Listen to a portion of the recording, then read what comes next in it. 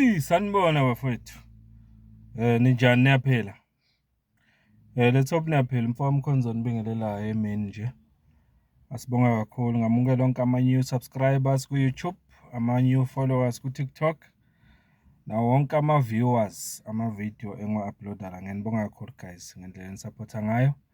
Ngicela abangasubscribe ku-YouTube basubscribe. Abangafollow TikTok, please do follow this channel. Let's grow this channel bafethu iye phambili. Ngiyabonga kakhulu. Breaking news today. Noma sekungasewona ke kodwa ama-breaking news ngoba selidaba lolu olukhulunywe imini yonke namhlanje. Ukuthi ubaba uMandla John Hlophe, honorable member of the parliament and leader of the MK party endlini zaseparliament, ubuyile esikhundleni sakhe sokuzohola i-MK party parliament. Ubuyile futhi esikhundleni sakhe sokuba first deputy president we-MK party. Indaba ezinhle lezi ekufuna siyishayele izandla. Siyabonga kakhulu. Before ngiye kude ngicela nje ukuyiqala la ekutheni ngifuna ukusho ukuthi I'm happy ngokuthi sibe no president ofana nobaba uJacob Zuma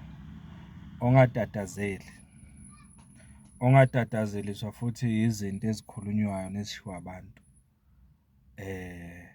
and all that. I-majority anayo iyona ezokwenza umkhonto wesizwe uhambe elide ibanga kulomzabalazo esiwuhambayo ukulungisa lelizwe. We have the best in President Zuma.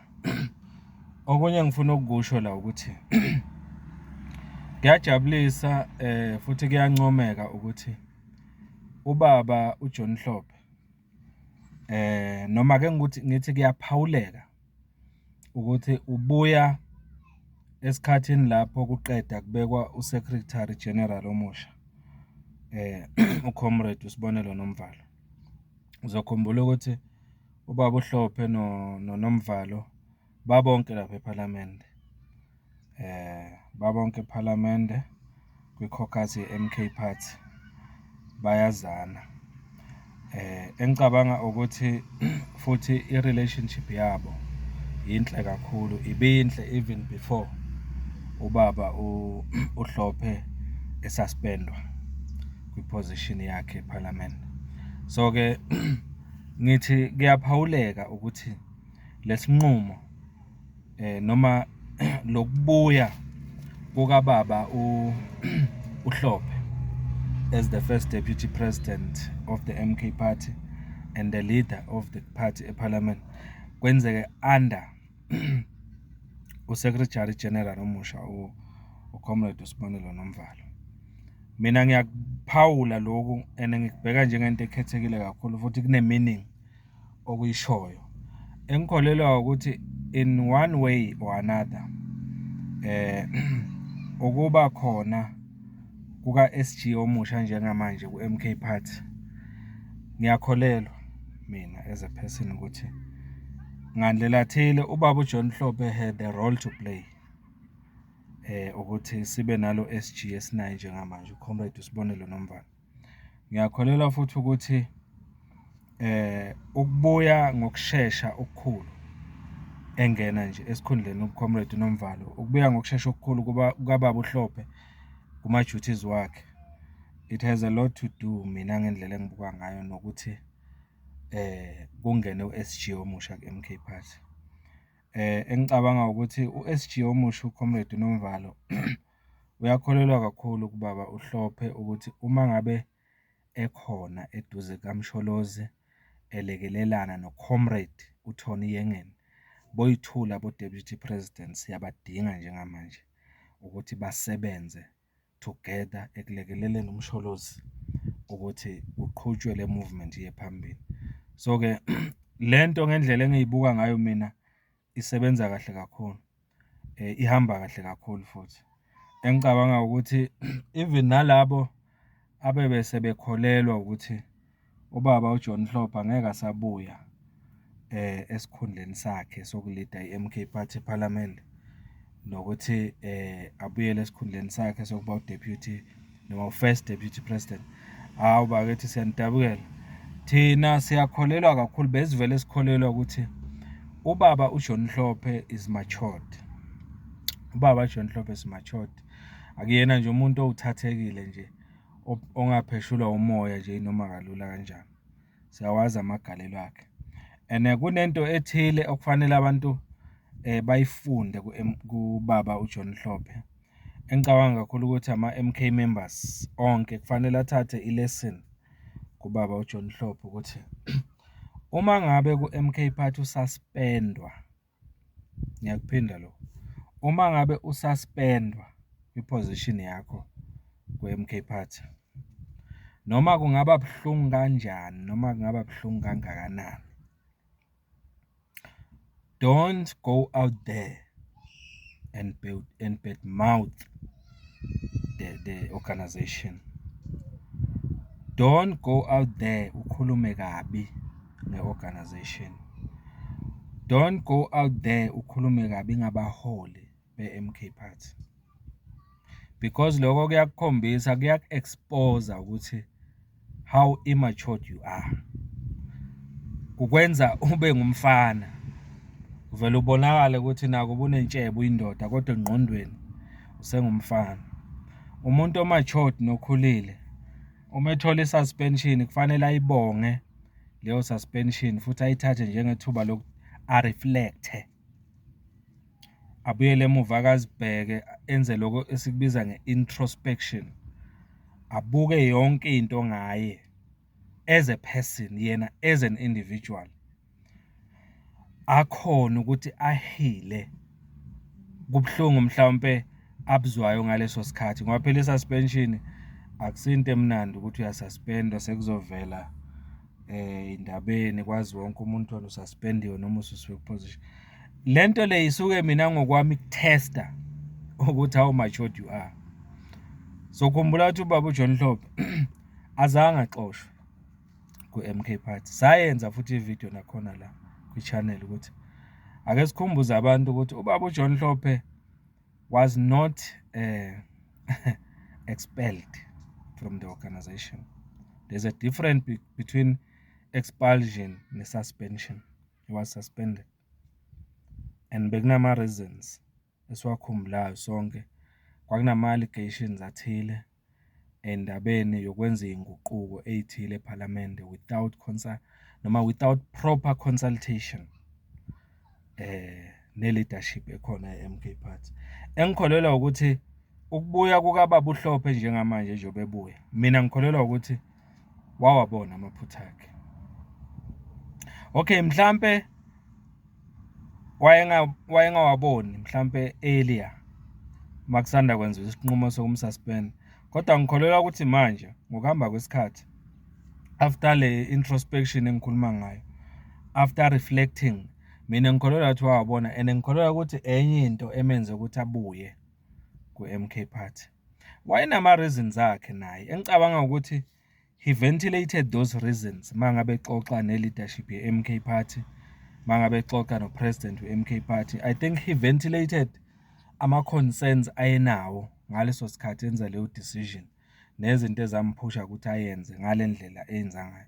Engikholelwa ukuthi emva kokuxoxa no-President Zuma, emva kokuxoxa nobuholo phezulu be-MK Party, kuye kwavela ukuthi no, ubaba uJohn Mhlophe hayi ngoba mhlambe wayeyenza leya nto ngoba mhlambe wayefuna ukugila i-organization noma mhlambe kwakhona into ayihlosile ukudestroya i-movement, kodwa kwakunama reasons mhlambe a-good, why he had good intentions at heart mayenza lokho, but kwenzeka i-mistake kuleyo process. Bayambona ukuthi uyafaneleka ukuthi abuye back to the position of First Deputy President, ngoba kumele sikunothe nalokuthi after i-suspension yakhe akabuyi as an ordinary member nje, no, ubuya back to the position abevele occupyile maye suspend yokuba u-First Deputy President we-party nokuba u-leader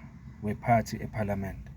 So ke kumele sikushayele izandla lokhu okwenzekile, and it proves ukuthi MK party njoba sihlezi sisho sithi isikhona istability kule party.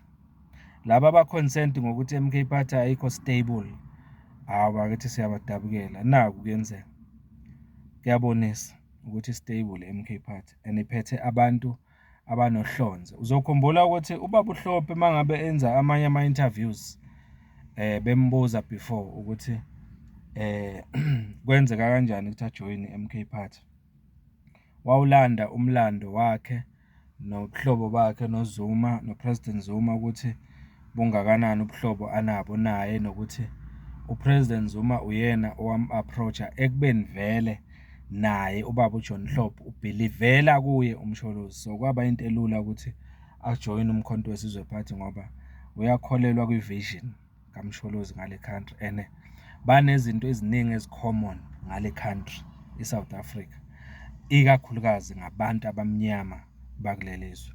Therefore bekungeke kube lula ukuthi ubaba uJohn Hlophe ebengashiya i-movement kababa uZuma kalula kanjalo nje. Njengoba abanye bebacabanga nje ukuthi hayi sekungenzeka simbone avela kwenye organization, noma abanye bese bathi futhi hayi akabuyele ey'ntweni zakhe zokuba ujaji and everything, i-law and everything, ayeke ipolitiki, besho lokho nalokho. Kodwa ubaba uJohn Hlophe nayo i-decision uyenzile, and engikholelwa ukuthi isikhathi ube nesikhathi esi-enough sokuthi ayenze i-decision yokuthi no, the best option ayikho endlula ukuthi ngibuyele ku-MK party, ngiyosebenza under i-MK party, ngiyosebenza under uPresident Zuma, because ayikho enye option engcono mina ngendlela engibuka ngayo beyingcono nale ayenzile.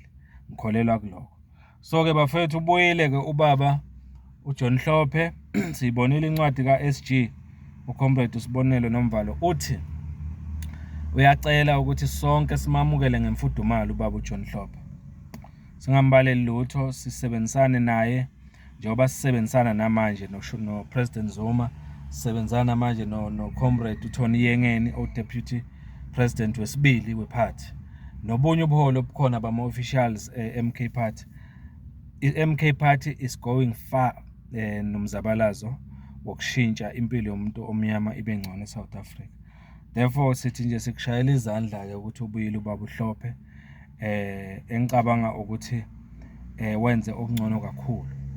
Akenzanga njengabanye abathi ngokwehliswa noma ngokudimothwa ey'khundleni ey'thile bathukuthela, bathatha imithwalo yabo bahamba. Yena akakwenzanga lokho, azange ahambe i-organization usekhona. So ke kufanele sithathe isifundo kuye, nani enisazoba nama-position, ngoba nisazowathola ama-position bafethu MK party. Kumele sinazise nina nje eni-interested kuma-position MK party nisazowathola lawo ma-position. Uma niwathola kufanele nazi ukuthi awahambi wodwa, ahamba ne-responsibility. I-responsibility, enye yama-responsibility e-position oyiphethe ukuthi kufanele wenze izinto properly, ungenzi ukuthanda kwakho uma ungena ku-position ethile.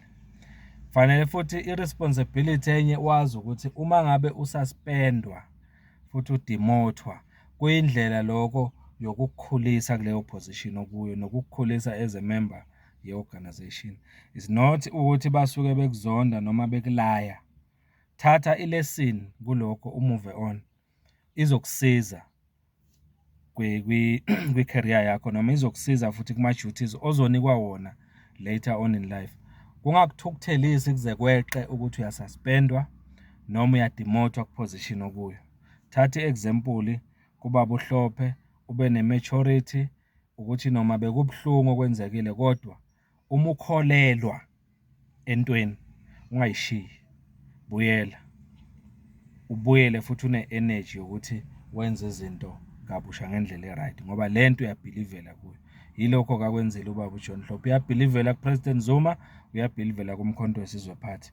Nawe-ke member ye-MK party olapho ufuna wenza okufanayo. Siyabonga-ke bafethu, umzabalazo uyaqhubeka. Siyabonga kakhulu ngalokho. Sicela niqhubeke nisubscribe, nishare, nikhomenta ukuseka le channel. Thank you so much.